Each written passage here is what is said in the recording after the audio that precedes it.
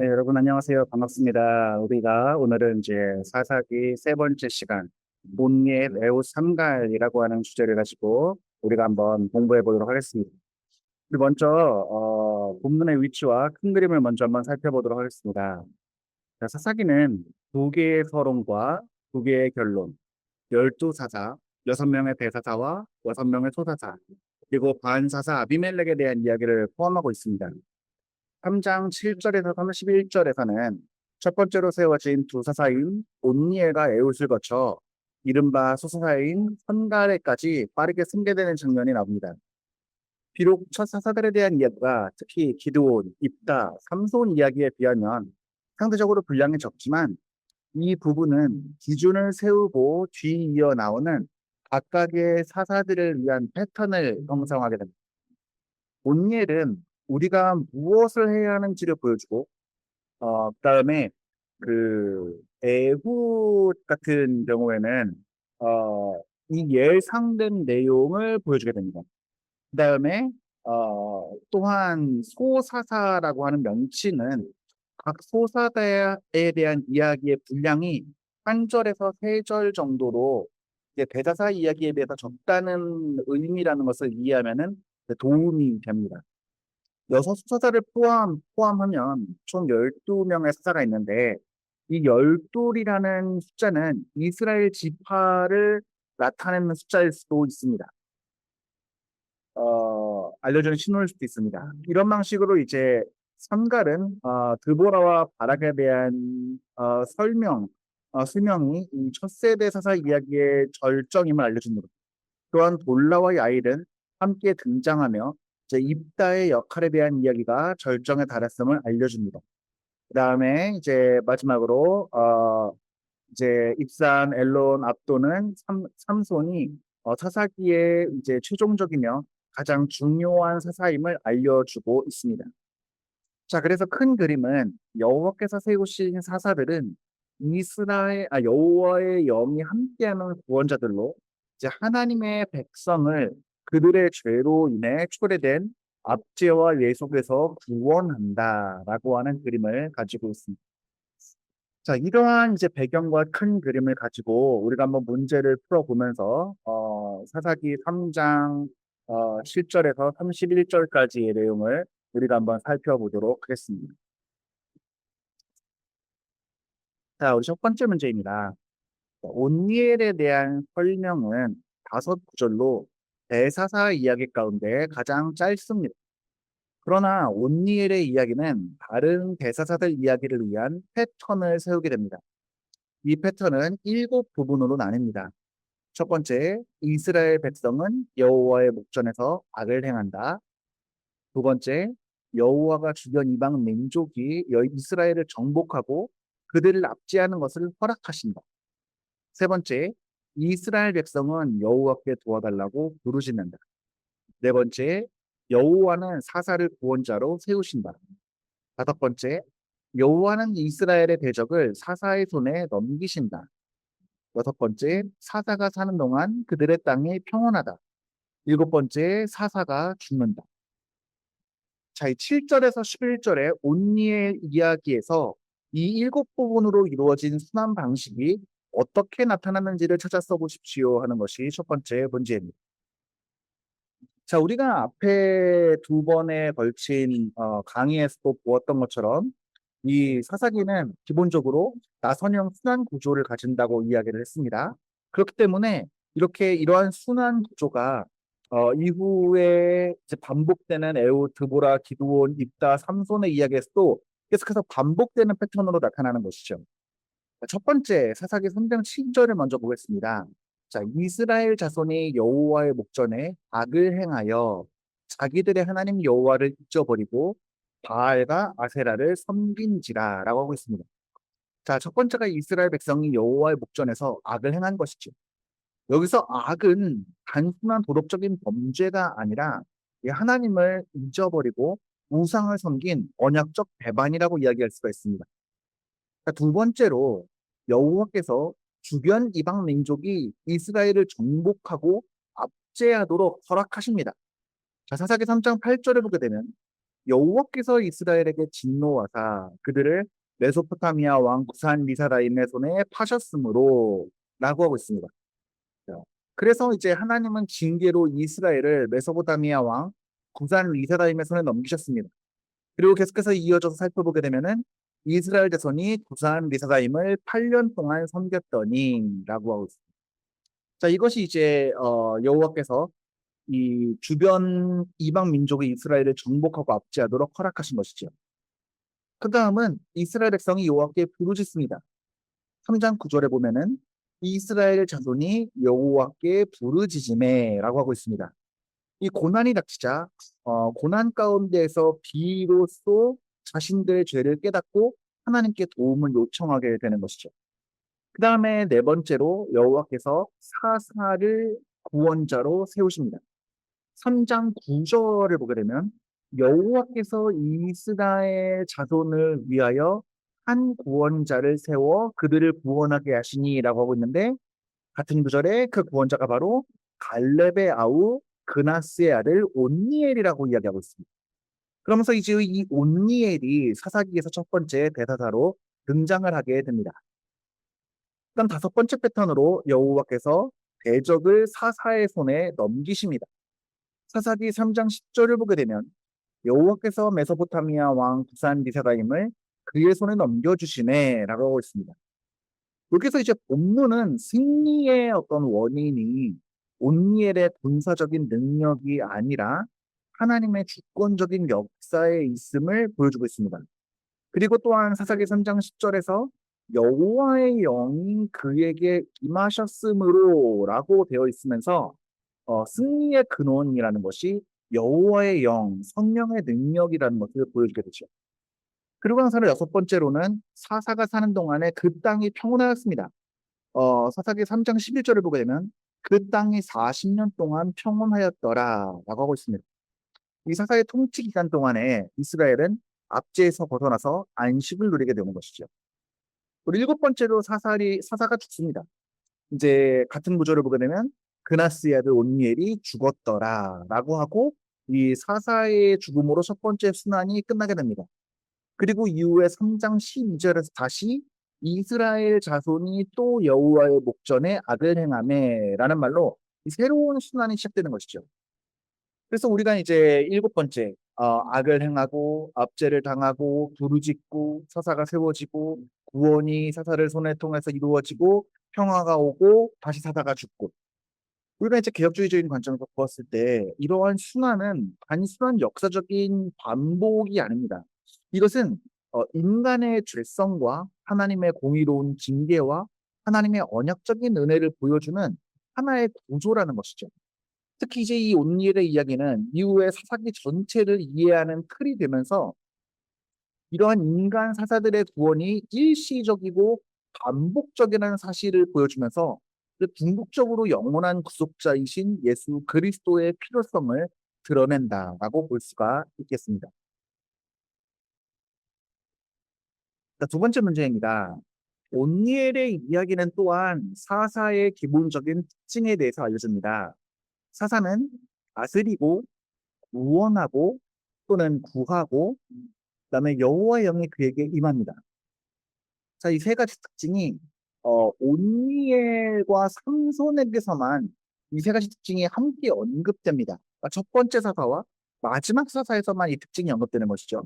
자, 온니엘의 이야기에서 어디에서 이 세 가지 특징이 언급되었습니까? 라는 문제입니다.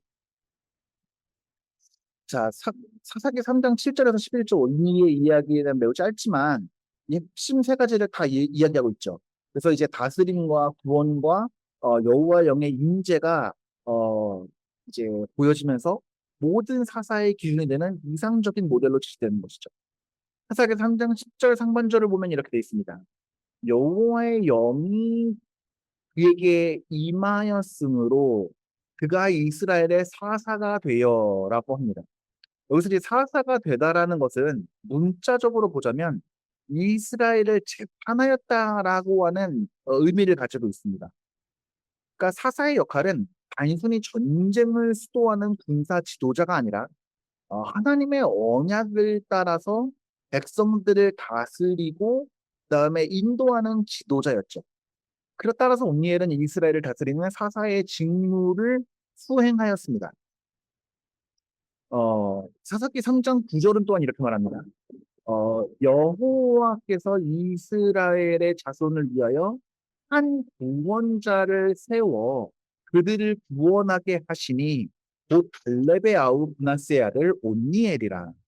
자, 여기서 온니엘은 분명히 구원자라고 불립니다.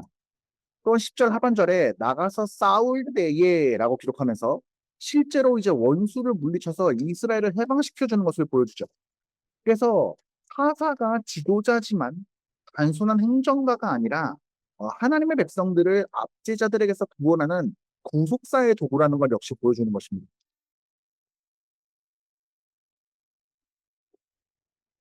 그리고 이제 여호와의 영이 임하는 것은 같은 3장 앞절에서 3장 10절을 볼 때 여호와의 영이 그에게 임하였으므로라고 하는데 이것은 이제 이 사사의 가장 중요한 특징이죠. 온니엘이 승리한 이유가 군사적인 재능이나 인간적인 능력 때문에가 아니라 능력의 원천이 여호와의 영이라는 것이죠. 사사기에서 이 여호와의 영은 특정한 사역을 위해서 하나님께서 주시는 능력과 권위를 의미합니다. 이후에 이제 기드온 역시 사사기 6장 34절에서 그다음에 입다도 사사기 11장 29절에서 삼손도 사사기 13장 25절 14장 6절 15장 14절에서 여호와의 영이 임한 이야기들을 하지만 온니엘은 이제 가장 먼저 이 특징을 보여주는 것이죠. 그래서 이 세 가지 특징은 이 사사의 사역이 인간적인 능력이 아니라 하나님의 부르심과 그 능력에 기초하고 있다는 것을 보여주는 것입니다.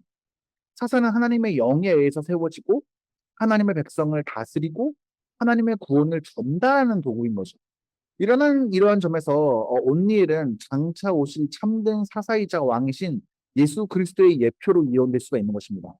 그리스도 역시 성령으로 기름을 받으셨고 자기 백성들을 다스리시고 죄와 사망으로부터 완전한 구원을 이루셨기 때문입니다.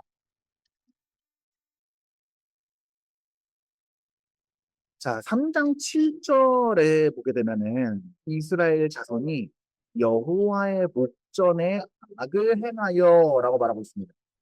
자, 이 표현 바로 뒤에 이스라엘 자손들이 범한 두 가지의 악행이 언급되게 됩니다. 7절에 나타난 두 가지의 악행은 무엇입니까?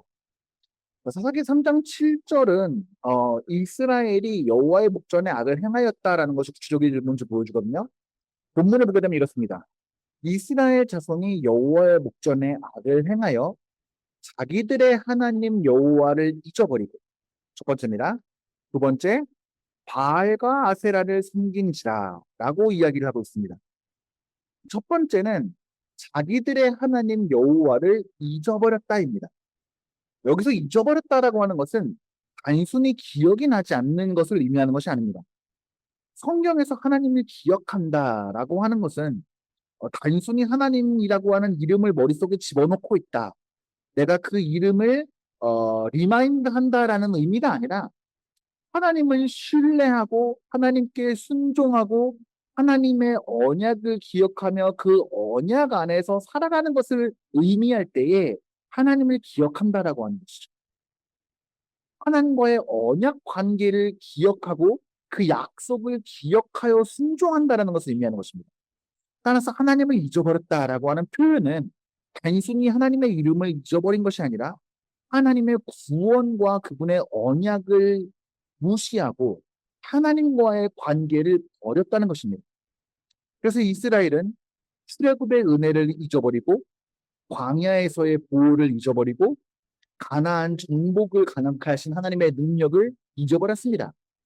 그래서 우리가 모든 죄의 출발점을 볼 때에 이처럼 하나님을 잊어버리는 데 있습니다. 하나님에 대한 참된 지식과 그분을 향한 온전한 경외가 사라질 때에 이 우상숭배와 불순종이 따르게 되는 것이죠. 그러니까 두 번째는 바알들과 아세라들을 섬겼다라고 합니다. 자, 이것은 첫 번째 죄의 결과입니다. 원인은 하나님을 잊어버린 것이고 그 결과가 바알과 이 아세라를 섬긴 것입니다. 자, 죄라는 것이 있을 때 여호와를 버렸을 때에는 중립 상태라는 것이 없습니다. 그 중립 상태에 머물지 않고 다른 신들을 섬기게 되는 것이죠. 바알은 가나안의 폭풍과 풍요의 신이었고 아세라는 다산과 생산의 여신이었습니다. 그러니까 가나안 사람들은 농사의 성공과 번영을 위해서 이 신을 숭배한 것이죠. 자, 이스라엘 사람들은 하나님을 의지하기보다는 눈에 보이는 풍요와 현실적인 이익을 추구하면서 우상 숭배에 빠지게 된 것입니다. 자, 이것은 십계명의 첫 번째 계명과 두 번째 계명을 정면으로 위반하는 행위죠. 그래서 이 두 죄는 서로 분리되는 것이 아니라 원인과 결과의 관계를 가지는 것입니다.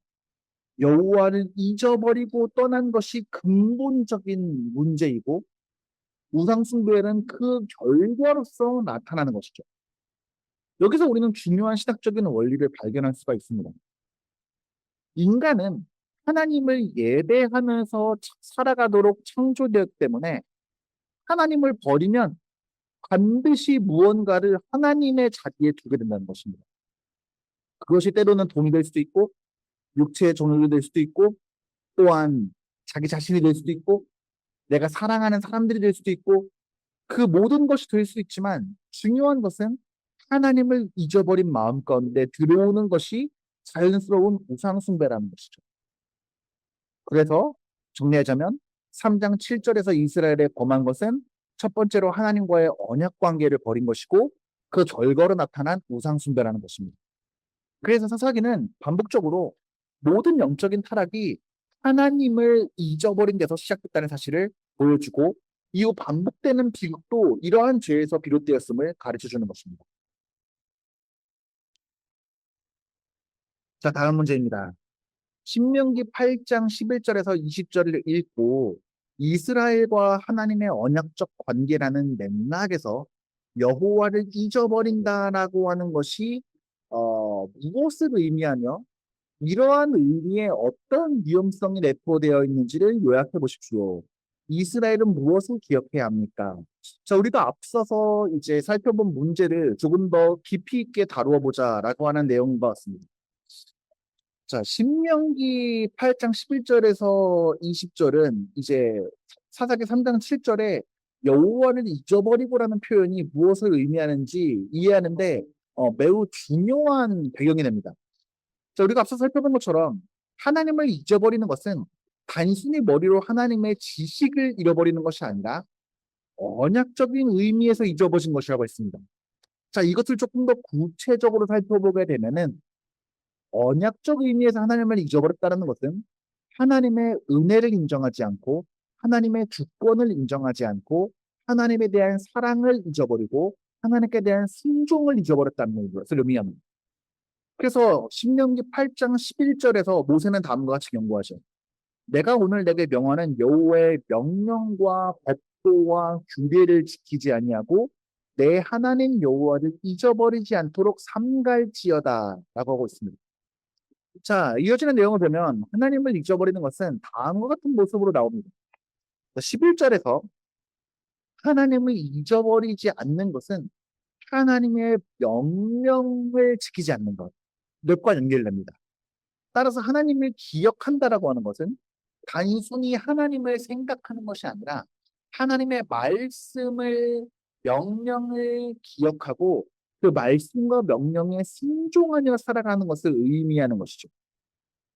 두 번째로 축복의 근원을 자기 자신에게 돌리는 것입니다.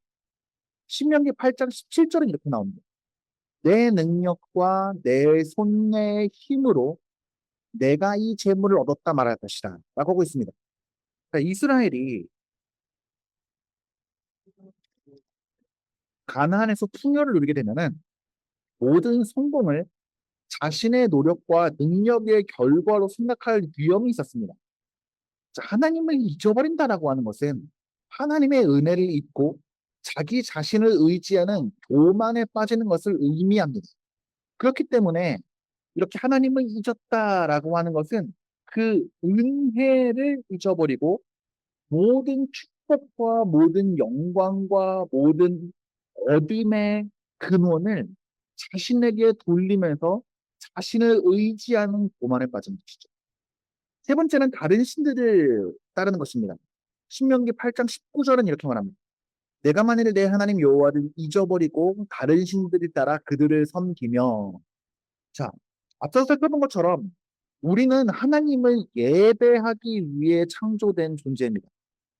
인간의 창조의 제일 되는 목적이 무엇입니까? 인간의 제일 되는 목적이 하나님을 영화롭게 하고 하나님께 영광을 돌리고 무엇입니까? 하나님을 예배하는 것이죠. 이 하나님을 예배하는 것이 인간의 제일 되는 목적이기 때문에 그 중심에 하나님이 사라질 때에는 반드시 다른 예배할 것을 찾아서 집어넣게 됩니다. 이것이 우상 숭배이죠. 여호와를 기억하지 않는 백성은 결국 다른 것을 의지하고 예배하게 되는 것입니다. 이런 의미에서 하나님을 잊어버리는 것의 가장 큰 위험은 언약의 파기와 멸망입니다. 그래서 신명기 8장 19절에서 20절은 다음과 같이 경고합니다. 너희가 반드시 멸망할 것이다 라고 말합니다. 하나님을 잊어버리는 것은 단순한 기억력의 문제나 어떠한 상기시킴의 문제가 아닙니다. 이것은 언약의 파괴이며 결국에 하나님의 심판을 초래하는 것이죠. 실제로 사사기에서 이 경고는 그대로 성취가 됩니다. 이스라엘은 여호와를 잊어버리고 바알과 아세라를 섬기고 이방 민족들에게 압제를 당하고 하나님의 징계를 받는 것이죠. 그렇기 때문에 사사기 역사는 신명기 8장에서 나오는 경고가 현실이 된 사례라고 볼 수가 있는 것이죠. 그렇다면 이스라엘은 무엇을 기억해야 됩니까? 신명기 8장에 따르면 언약 백성들이 기억해야 될 사실은 다음과 같습니다. 첫 번째로는 하나님이 구원하셨음을 기억해야 됩니다. 이스라엘은 애굽의 종살이에서 스스로 나온 것이 아니고 하나님의 강한 손과 편팔로 그들을 구원하셨습니다. 우리 역시 마찬가지입니다. 우리가 우리의 죄를 스스로 해결하고 나온 것이 아니라 사망 가운데에서 우리 스스로를 구원해낸 것이 아니라 결국에 하나님의 구원 계획 가운데서 그리스도를 통해서 우리를 구원하셨습니다. 이것을 우리는 기억해야 되는 것입니다. 두 번째로 하나님이 광야에서 인도하셨음을 기억해야 됩니다. 광야에서 40년 동안 하나님께서는 당신의 백성들에게 만나를 주시고 물을 공급해 주시고 옷이 헤어지지 않게 하셨습니다. 인간의 생존은 전적인 하나님의 은혜입니다. 하나님께서 그 손을 잠시라도 놓으시면 인간은 자신의 존재를 유지할 수가 없습니다. 그래서 우리는 늘 하나님의 섭리 가운데에 보호하심 가운데 살고 있음을 기억해야 하는 것입니다. 세 번째는 하나님이 이 가나안에서 얻는 모든 풍요의 근원이시라는 것을 기억해야 되는 것입니다.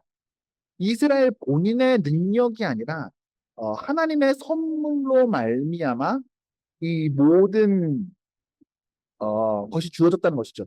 우리들에게 주어지는 모든 복 역시 만복의 근원이신 하나님으로부터 말미암은 것이라는 것을 우리는 알아야 됩니다. 또한 하나님께서 능력의 근원이시라는 것을 기억해야 됩니다. 신명기 8장 18절은 이렇게 말합니다. 내 하나님 여호와를 기억하라. 그가 내게 재물로 얻을 능력을 주셨습니다. 이스라엘은 성공 자체보다 성공하게 하신 하나님을 기억해야 했습니다. 그렇기 때문에 우리가 여호와를 기억하는 것은 단순한 회상이 아니라 믿음과 순종의 삶을 살아가는 것이죠. 반대로 여호와를 잊어버리는 것은 하나님의 은혜를 망각하고 자신을 의지하고 우상 숭배로 나아가는 언약적 배반입니다. 그렇기 때문에 신명기 8장 11절에서 20절에 따르면 여호와를 잊어버린다라고 하는 것은 하나님의 구원과 은혜를 망각하고 그분의 말씀에 불순종하고 다른 신들을 따르는 것을 의미하는 것이죠. 그 위험은 언약의 파괴와 심판, 그 다음에 영적 멸망에 있는 것입니다. 그렇기 때문에 이스라엘은 하나님께서 자신을 구원하시고 인도하시고 복을 주셨고 오늘의 모든 것을 가능하게 하신 분이라는 사실을 끊임없이 기억하며 살아가야 했습니다. 왜냐하면 이것이 언약 백성의 신앙의 핵심이기 때문입니다. 자, 베드로후서 1장 1절에서 9절을 읽어보십시오. 은혜 안에서 성장할 기회를 방해할 수도 있는 망각하는 위기에 처한 그리스도인들은 어떤 사람들과 같습니까? 자, 베드로서 1장 1절에서 9절에서 베드로는 그리스도인들이 믿음 안에서 계속 성장해야 한다라고 가르치고 있습니다. 베드로는 믿음 위에서 덕과 지식과 절제와 인내와 경건과 형제 우애와 사랑을 더하라고 권면합니다.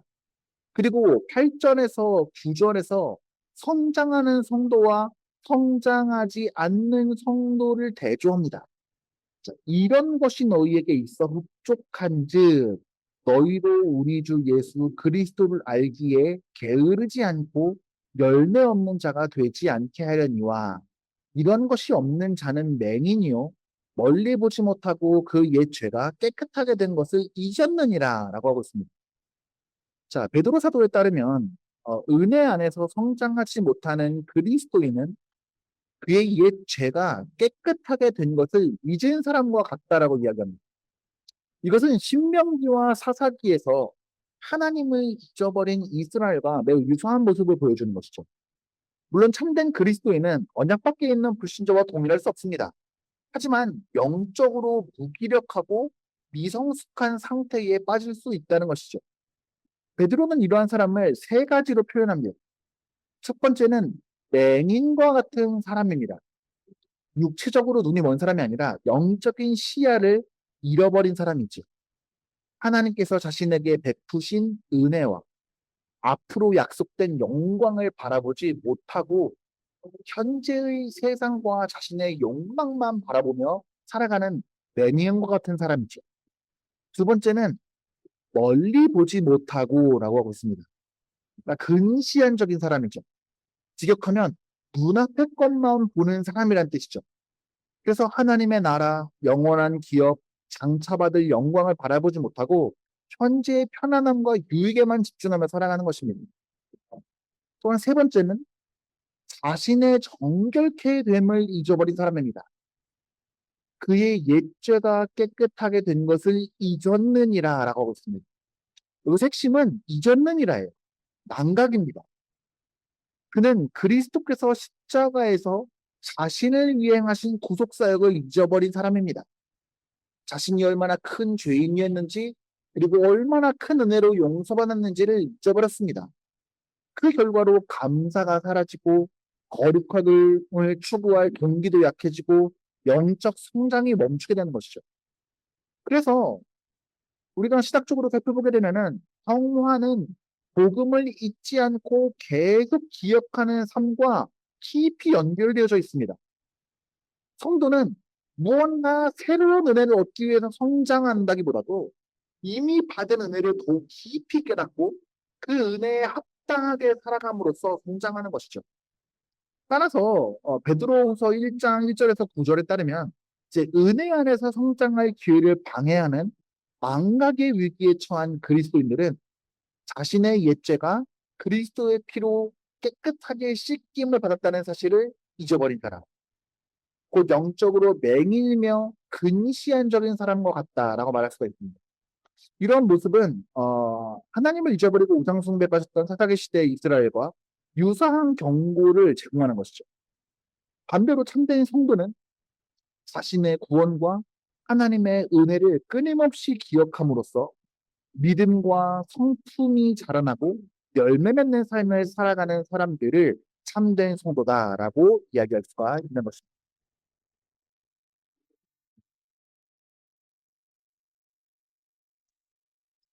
다음 문제를 보게 되면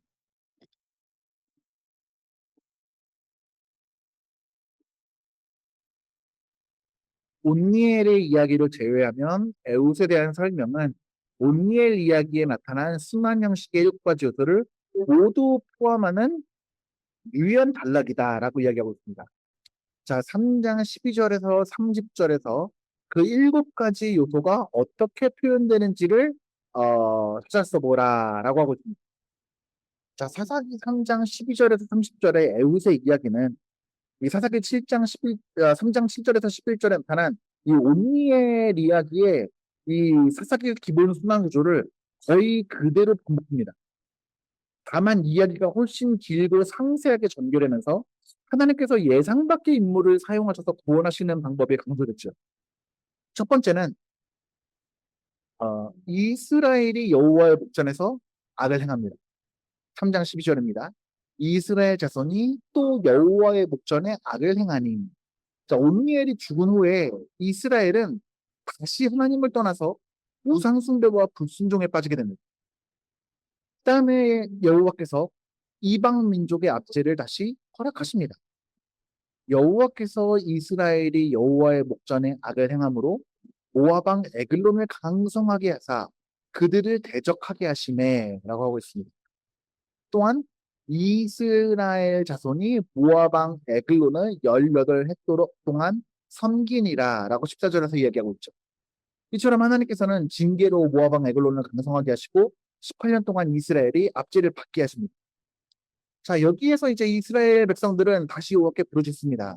15절을 보게 되면 이스라엘 자손이 여호와께 부르짖음에라고 이야기하면서 고통 가운데서 백성은 다시 하나님께 도움을 요청하게 되죠.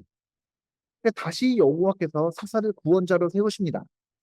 사사기 3장 15절을 계속해서 보게 되면 여호와께서 그들을 위하여 한 구원자를 세우셨으니 그는 곧 베냐민 사람 게라의 아들 에훗이라라고 하고 있습니다. 하나님께서는 이 에훗이라는 사람을 사사로 세우시면서 구원자로 세우신 것이죠. 자, 그 다음에 다섯 번째로 여호와께서 대적을 사사의 손에 넘기심은 이제 여러 절에 걸쳐서 전개가 됩니다. 자, 에훗은 양날검을 만들어서 에글론에게 접근한 후에 왼손을 펴서 그의 오른쪽 넓적다리에서 칼을 빼어서 그의 몸을 찌르네 라고 3장 21절에 나와 있고 에글론은 이렇게 죽이게 됩니다. 그리고 이후에 에브라임 산지에서 나팔을 불어서 이스라엘을 몰고 그날의 모압 사람이 10만 명가량 죽었으니 다 장사여 용사라 한 사람도 도망하지 못하였더라 라고 3장 29절에 나와 있게 됩니다. 이렇게 하나님께서는 모압을 에훗의 손에 넘기심으로써 이스라엘이 승리하게 됩니다. 그래서 이제 또한 사사가 사는 동안에 땅이 평온합니다. 사사기 3장 30절을 보게 되면 그날의 모압이 이스라엘 수하에 굴복함에 그 땅이 80년 동안 평온하였더라. 이 사사기 전체에서 가장 긴 평화의 기간 중에 하나가 나오게 됩니다. 그 다음에 이제 사사의 죽음은 이 에훗의 죽음은 이달락에서 직접 언급되지 않습니다. 그러나 이제 다음 사사의 이야기 시작 부분에서 암시가 됩니다. 사사기 4장 1절을 보게 되면 에훗이 죽음에 이스라엘 자손이 또 여호와의 목전에 악을 행하매라고 말합니다. 따라서 이제 에훗 이야기의 마지막 단계는 사사기 4장 1절에서 완성되는 것이죠. 그래서 이 3장 12절부터 14절, 15절, 21에서 29절, 30절, 4장 1절을 이제 통해서 악을 행하고 압제를 받고 부르짖고 사사가 세워지고 구원을 얻고 평화를 얻고 사사가 죽고 이 반복 이제 똑같은 사이클이 반복되는 것이죠. 에르의 이야기는 이러한 순환 구조를 더 선명하게 보여주면서 결국에는 인간의 죄성과 하나님의 오래 참으심의 은혜를 동시에 드러내게 되는 것이죠. 또한 하나님께서 오른손잡이가 일반적이던 시대에 일부러 왼손잡이인 에훗을 사용하시고 그 사실을 명백히 기록한 것은 하나님의 구원이 인간의 능력이 아니라 하나님의 주권적인 선택과 능력에 달려 있음을 보여주는 것입니다. 그러나 이제 에훗의 구원 역시 일시적이었고 그의 죽음 이후에 이스라엘은 다시 악을 행하게 됐죠. 이제 그러면서 우리가 계속해서 보고 있는 것처럼 궁극적으로 영원한 구속자이신 그리스도의 필요성을 더 부각하게 되는 것이죠.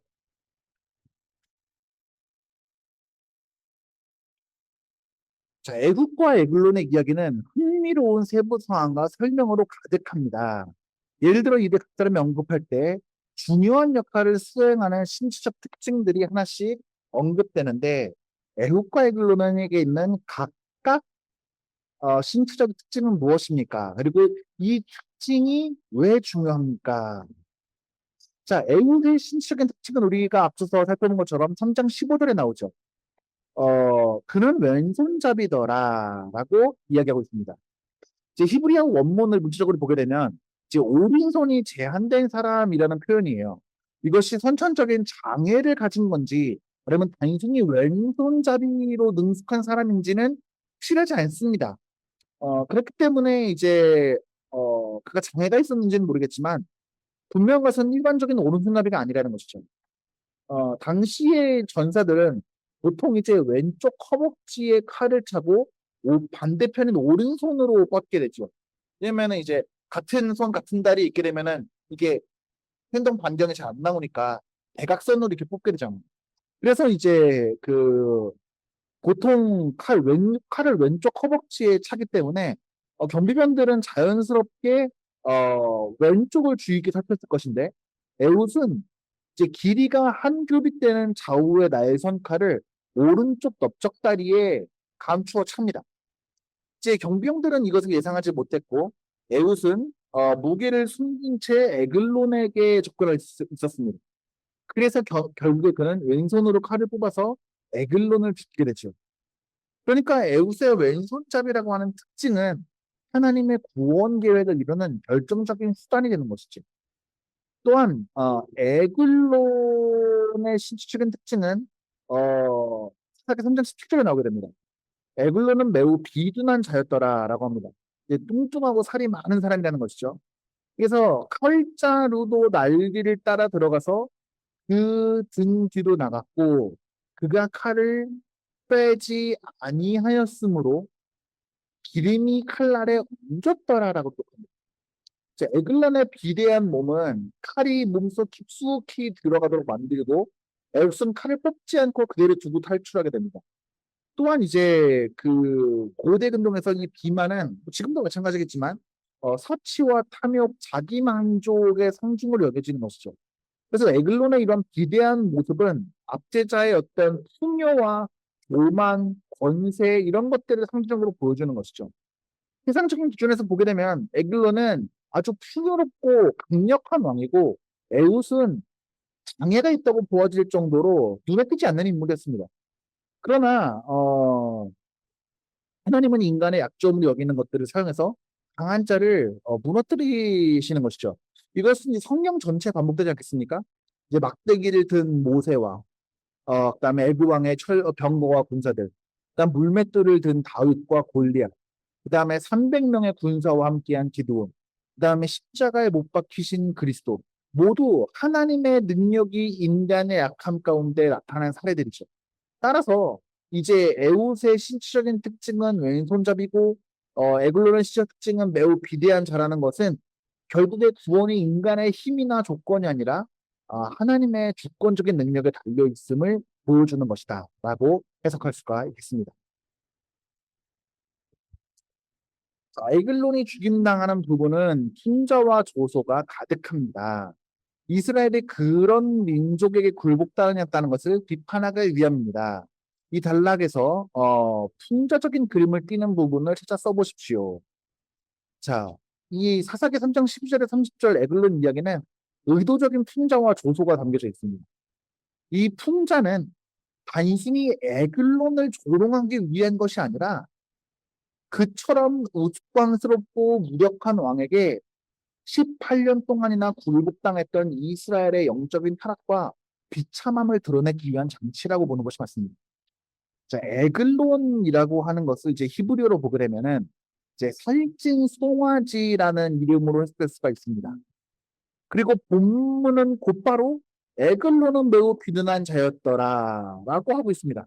그러니까 살찐 송아지라고 하는 이름의 왕이 실제적으로도 매우 살찐 인물로 묘사되면서 이름과 외모가 연결되며 독자들에게 희화적 이미지를 형성하는 것이죠. 그리고 또한 고대 근동의 왕들은 일반적으로 용맹한 전사, 위험 있는 군주, 신들의 총애를 받는 영웅으로 묘사되는데 에글론은 그의 군사적인 능력보다 비둔한 자라고 하는 외모가 먼저 강조됩니다. 이스라엘을 압제한 강대한 왕이 아니라 무스강스러운 거구를 소개되는 것이죠. 그리고 또한 에글론은 에웃에게 너무 쉽게 속아 넘어갑니다. 하나님의 말씀에 왕에게 있나이다 라고 하는 에웃의 말을 듣고 매우 진지하게 반응을 하게 됩니다. 그리고 신탁을 들을 것이라 기대하면서 자리에서 일어나게 되는데 실제로 그가 받은 하나님의 말씀은 칼이었습니다. 그러니까 에웃의 말은 일정한 아이러니를 형성하는 것이죠. 하나님은 정말 말씀을 하셨습니다. 근데 그것이 축복의 말씀이 아니라 심판의 말씀이었다라고 하는 것이죠. 네 번째는 왕의 죽음의 장면입니다. 사사기 3장 22절은 매우 상세하게 기록합니다. 칼 자루도 날 뒤를 따라 들어가서 기름이 칼날에 옮겼더라. 보통 이제 고대 왕의 죽음을 기록할 때는 일반적으로 영웅적인 표현들을 사용하게 될 텐데, 에글론의 죽음은 뭐 지나치게 육체적이고 우스꽝스럽게 나와야 되는 것이죠. 그러니까 비대한 몸 때문에 칼 전체가 몸속으로 들어가서 기름에 엉겨버리는 장면은 의도적인 희화화로 이해해야 되는 것이죠. 다섯 번째로 신하들의 우스꽝스러운 행동입니다. 아마도 가장 강한 풍자라고 보여지는데요. 어, 에웃이 도망한 후에 신하들은 문이 잠긴 것을 보고 왕이 분명히 다락방에서 발을 가리우신다라고 생각합니다. 이제 발을 가리우다라는 것은 이제 히브리어 관용구로 이제 용변을 보는 것을 의미하거든요. 그래서 이제 그 신하들이 왕의 화장실이 있다고 생각해서 오래 기다립니다. 그래서 본문에서 그들이 오래 기다리다가라고 하는 것이죠. 그러니까 이제 그 사이에 그리고 그 사이에 에웃은 완전히 탈출을 하게 되는데 결국에 신하들이 문을 열어보니까 이제 왕이 이미 죽어 있게 된 것이죠. 그러니까 강대한 제국의 왕을 섬기는 신하들이 왕의 용변을 보고 있다고 생각하면서 한참 동안을 앞에 서 있게 되는 것이죠. 이러면서 이 장면이 매우 시각적으로 묘사가 되는 것이죠. 여섯 번째로 이제 노아를 몰락입니다. 모압은 이스라엘을 18년 동안이나 압제한 강국이었는데 최종 결론은 전투는 매우 간단하게 묘사가 됩니다. 모압 사람이 10만 명가량 죽었으니 다 장사의 용사. 이스라엘이 두려워하던 강력한 적이 한순간에 무너지게 됩니다. 이것이 인간 권세의 허망함이 무엇인지를 보여주는 것이죠. 이 주석가들은 이러한 풍자를 단순히 유머를 위한 것이라고 이야기하지 않습니다. 본문은 다음과 같은 신학적인 메시지를 전달하는 것이죠. 첫째로 하나님 앞에서 인간의 권세는 결국에는 우스꽝스럽다는 것입니다. 에브론은 자신의 강대한 왕으로 생각했지만 하나님 심판 앞에서 무력한 인간에 불과했다는 것이죠. 두 번째로 죄는 사람을 어리석게 만듭니다. 이스라엘은 여호와를 버리고 이러한 왕에게 굴복했습니다. 에글론의 우스꽝스러운 모습은 결국 하나님을 떠난 이스라엘 자신의 영적인 상태를 비추는 거울이기도 한 것이죠. 또한 하나님은 약한 자를 통해서 강한 자를 부끄럽게 하십니다. 왼손잡이 에웃이 강대한 왕을 쓰러뜨리는 모습은 고린도전서 1장 27절의 원리를 보여주는 것이죠. 하나님께서 세상에 미련한 것들을 택하사 지혜 있는 자들을 부끄럽게 하려 하시고 라고 하고 있습니다. 이러한 풍자는 하나님을 떠난 이스라엘의 비참함을 보여주고 동시에 하나님께서 인간의 교만한 권세를 얼마나 쉽게 무너뜨릴 수 있는지를 보여주는 신학적 장치로서 작동하는 것입니다.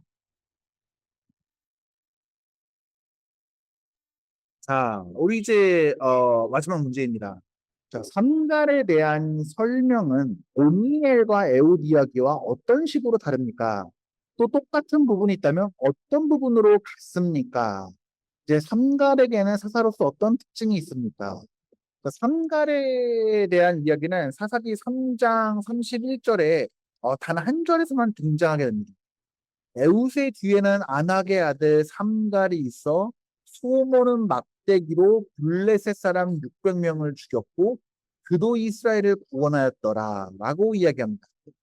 자, 이 짧은 이야기는 온니아가 에웃의 이야기와 여러 면에서 다르지만 중요한 공통점도 있습니다. 먼저 삼갈 이야기는 온니엘과 에웃 이야기보다 훨씬 짧습니다. 온니엘은 5구절, 에웃은 19구절에 걸쳐서 소개되지만 삼갈의 이야기는 한 절뿐입니다. 또한 온니엘과 에웃 이야기에서 나타나는 7단계의 전형적인 순환 구조가 거의 나타나지 않습니다. 하지만 삼갈 이야기에는 어, 그러니까 삼갈 이야기에는 이제 이스라엘의 죄의 압제, 부르짖음, 평화, 죽음 같은 것들이 이제 언급되지 않고 그저 삼갈이 블레셋한 늑백을 죽이고 이스라엘을 구원했다는 사실만 기록된 것이죠. 자, 이러한 점에서 삼갈의 이야기는 독립적인 전투 기록처럼 보이지만 가장 중요한 공통점은 그도 이스라엘을 구원하였더라라고 하는 것입니다. 이 말은 온니엘과 에웃에게도 사용된 사사의 핵심 역할과 동일하게 보여주는 것입니다. 이제 사사의 본질은 재판이나 행정이 아니라 하나님이 세우신 구원자다라는 데 있습니다. 따라서 비록 삼갈에 대한 정보는 매우 적지만 그가 분명히 하나님께서 사용하신 사사로 소개되는 것이죠. 그리고 삼갈 역시 예상 밖의 인물이라는 점에서 에훗과 비슷합니다. 에훗은 왼손잡이였고 삼갈은 군사적인 이 무기가 아니라 소모는 막대기를 사용합니다. 소모는 막대기는 농부가 이제 소를 몰 때에 이 방향을 맞추기 위해 사용하는 긴 막대기예요. 그러니까 전쟁 무기가 아니라 농기구입니다. 그런데 삼갈은 그 평범한 농기구로 블레셋 사람 600명을 죽이게 됩니다. 이것은 사사기 전체에서 반복되는 중요한 주제를 보여줍니다. 왼손잡이 에훗, 농기구를 든 삼갈, 그 다음에 300명의 군사만 가진 기드온, 나귀 턱뼈를 든 삼손과 같이 세상에는 보기에는 어, 불리해 보이고 약해 보이고 평범해 보이는 사람들을 사용해서 구원을 이루신다는 것이죠. 그래서 삼갈에 나타난 사사의 특징은 세 가지였습니다. 이스라엘을 다스림, 그다음에 이스라엘을 구원함, 여호와의 영이 임함, 이 세 가지였는데 삼갈의 경우는 이 가운데 한 가지, 구원자, 그도 이스라엘을 구원하였더라라고 하는 구원자라는 점이죠. 본문은 그가 이스라엘을 다스렸단 말도 하지 않고 여호와의 영이 임했다는 말도 하지 않습니다. 근데 그가 이스라엘을 블레셋의 압제로부터 구원한 사실은 어, 분명히 기록되어 있는 것이죠. 또한 이제 삼갈이 이방적인 배경을 가졌을 가능성이 있다고 해석하는 경우도 있습니다.